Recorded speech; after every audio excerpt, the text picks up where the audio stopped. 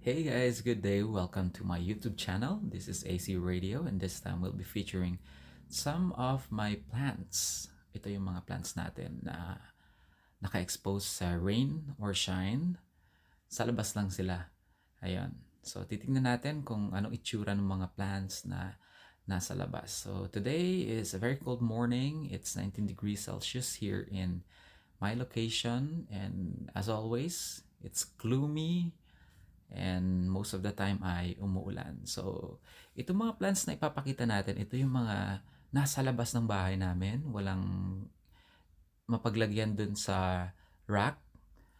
Kaya dito ko sila nilalagay, and some of them, yung mga plants na nandito ay yung mga akala ko dati ay mamamatay na. So, sabi ko I might as well place them sa labas para maulanan sila and see kung ano yung effect. And so, iisa-isayin natin mamaya and you'll see na talagang nagiging maganda yung itsura ng mga plants na naka-expose sa rain. Okay? So, I hope you guys will join me as we go through one by one of these beautiful plants, a combination of local and imported ones.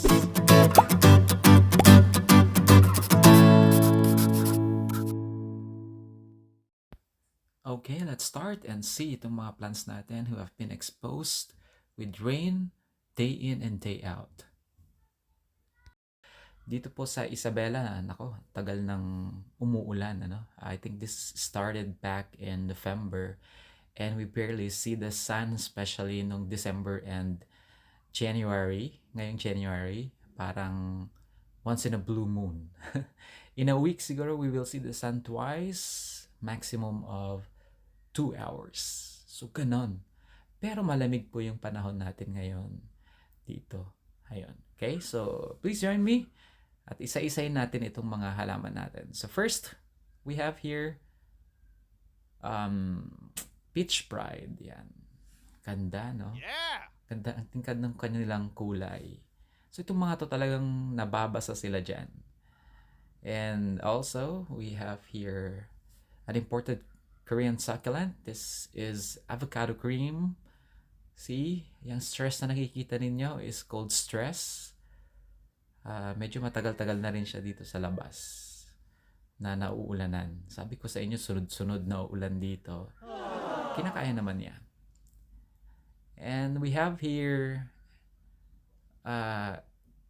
Echeveria pansy. Nilabas ko ito kasi nag-etiolate and malambot yung kanyang mga lower leaves. So, ito nakikita nyo sa taas ay mga bago na yan. We also have here my Bengat plant. I think I got this back in June 2020. Parang mamamatay ito dati kasi dahil na-delay ito sa shipping. Pero look, gumanda siya after being exposed sa rain. And we have here also 2 K-pops in one pot.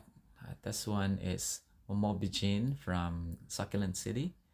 Makikita niyo, medyo may konting stress. And the other one is Bractosum from Plant Culture PH. Yan. Pinagsama ko sila dyan kasi magkamukha sila. Saka wala akong pot dati. So, I decided to place them together. Ito rin. This is another 2-in-1. Guys, itong mga plant na ito ay nabili ko sa clearance sale. They don't look really good when I got them, but look, they look better now. This is Sangzu and Glutanic Cowlet. Yan, yung nasa likod. At saka ito ang hirap patabain yung leaves nila dati. So I decided to bring them outside and look, medyo okay na siya. And of course, ito, napakabait na si Darly Sunshine. Yon. Parang isang tangkay lang yata dati ito. And then dumami na sila. And yan. That's because of the cold, yung color. So maybe if there's a sunlight, mas maganda yung kulay nila. But since wala, dyan na lang muna tayo. Yun. And teka lang, meron ditong leaf propagation. Yan. Nahulog lang dyan. So hinayaan ko lang siya. And look, we have a potential new baby Darly Sunshine. This one also, I decided to bring it outside last month dahil malambot yung kanyang lower leaves at nag-etiolate yung gitna niya. So nung nilabas ko siya, eto na. May gumandeng na sa gitna and napakatigas na yung kanyang mga leaves. This one is Purple Dream. Ito mukhang malunggay dati. Isang payat. Tsaka, ang haba-haba. So, nakikita kong avocado cream sa internet. Hindi siya ganon. So, pinugot ko and then nilabas ko siya. And see what happened. Ayun, tignan mo yung sign ng pinagpugutan ko dyan. Yun. Oh, may mga new babies siya. And I noticed na mas tumaba yung kanyang mga leaves. Unlike dati na ang papayat. Just like para siyang malunggay. Yun. So, siguro yung kulay na lang i-achieve dito. Pero, medyo may konting kulay because of the cold. So, this one also, ito yung lasenga na plant natin. If you remember my posts sa Succulent Club Philippines, yan. Nakalagay siya sa San Miguel. Nakalagay siya sa San Miguel. San Miguel. Look at my man. Alright, and look at those two new babies from the stem na nag-trailing na. Ito, actually, nakasayad na yung lower stem sa pinagpapatungan ko, pero ayoko siyang pugutin. And so maybe will repot this with a taller and bigger pot. Ayan. Medyo nawawala yung farina because of the rain. And this is also another Benguet plant.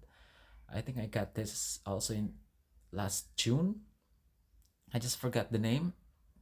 It used to be purple and now it's dark green with some purple colors sa kanyang middle rosette because of the cold. Yeah.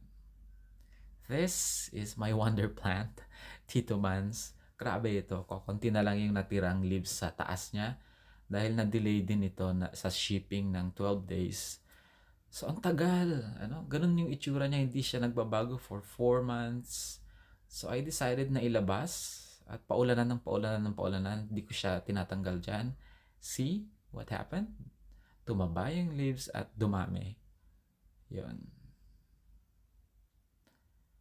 And of course, another ghosty. Mas malaki ito ng yung mga dahon niya. And may partial stressing and color. And Fred hives. Everyone's favorite. Ito, napakadaling alagaan.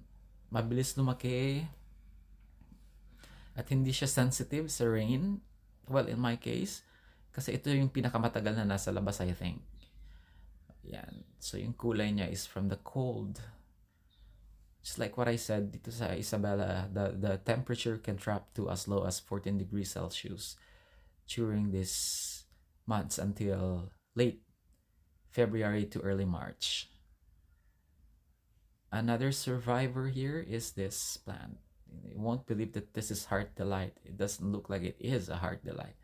So sabi ko, before na mag-give up ako, I will try exposing this to the rain. At hindi ko tatanggalin. And few weeks after that, ito na siya. Look. Yan. And Sedum Adolphi, not much care is being given to this plant. Basta tinanim ko lang dyan, iniwan ko siya sa labas, maulanan, maarawan. Yan. So, kayang-kaya niya. Kumbaga sa estudyante to, self-supporting student. SSS plant. Yan. Kulang pa siya sa sun. But mayroong cold stress signs. Guys, this one, you won't believe this. This is an imported plant I got from Plant Culture PH for 189 pesos only. This is huge. Around 4 to 5 inches yung laki niya. And see the farina. Yan. Medyo maraming marks because of the rain. No? Sabihin nyo, ang bad-bad naman nito, may farina and exposed sa rain. Malambot kasi yung mga leaves nito dati. And I thought na baka mamatay. So, nilabas ko siya. And I think it looks great now. This is a very small plant. It's a local glutanic kaole o glutanic kaole. Yan, napakaliit nito dati at payat. Alam niyo naman siguro yung mga pakis medyo mahirap magpataba ng leaves nila. So, yeah, I decided to bring them outside. And after being exposed to rain for over a month now, like daily rain, tumaba yung kanyang leaves. And ito, yung ma-MMK natin na plant, yung sumulat sa The Succulent Club Philippines na medyo nagtatampo. Pero, ayan, gumanda na siya. Alam niyo, dati ito, sabi ko sa inyo, kawawa ang itsura nito. So, I just placed it somewhere else. So, I decided na ilabas para gumanda. And yeah, it's the rain that did wonders to this plant. Nakabawi siya. Teka yun. Pagpagin natin. So, nakabawi itong plant na ito. Please do not do this sa inyong mga plants kung hindi pa kapit yung kanilang mga leaves kasi baka malaglag, no? Guess what's this? Probably most of you will say na Marinade, but you're wrong. This is Mendoza. It's a small one. It's about to die also then. So what I did is I brought this one outside and exposed to rain. And see, a lot of babies. By the way, yung ating soil mix yan ay nilagyan natin ng maraming vermicasts. So that's just an experiment. So I tried putting some vermicast para mabuhay siya, then expose the rain, and here it is. Sana dumami pa ito. And then meron tayong isa pa. Ito naman yung ating tusok-tusok pot. So this came from the Mendoza which I bought na namatay. So pinugot-pugot-pugot and then tusok-tusok-tusok. Buhay naman siya ngayon. At medyo tumaba yung kanyang mga leaves. Dati payat ito na anong tawag dito? Kulubot. So ngayon wala ka na makikitang sign of kulubot pero medyo malungkot pa rin ng konti. This Laxiflora is just one plant back then. So nung lumaki siya, pinutol ko. Aba, nagtampo ang lola niyo. Namatay. So this is what is left. Ayan. Dumami na sila ngayon dahil pinaulanan ko nga din. Dati ito kawawang itsura. So, nung na-expose sila sa rain, ayan. See? Pero kulang pa sa sun, I know. But, what's important is buhay at dumami sila. Ayan. They look so beautiful. Ito kailangan pa ng rain. Ayan. See? So, just don't give up with your plants, guys. Kung akala nyong mamamatay na, experiment on them, try to do something, baka masave ninyo sila. So, yun.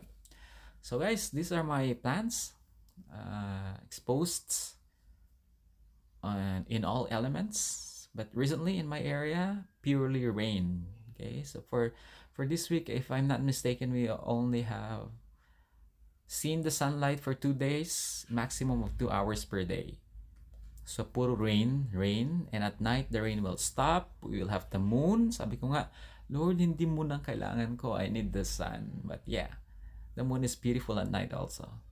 So, I'm not suggesting that you're going to do this because we might have a different weather condition, yung ating microclimate. But for me, this one works.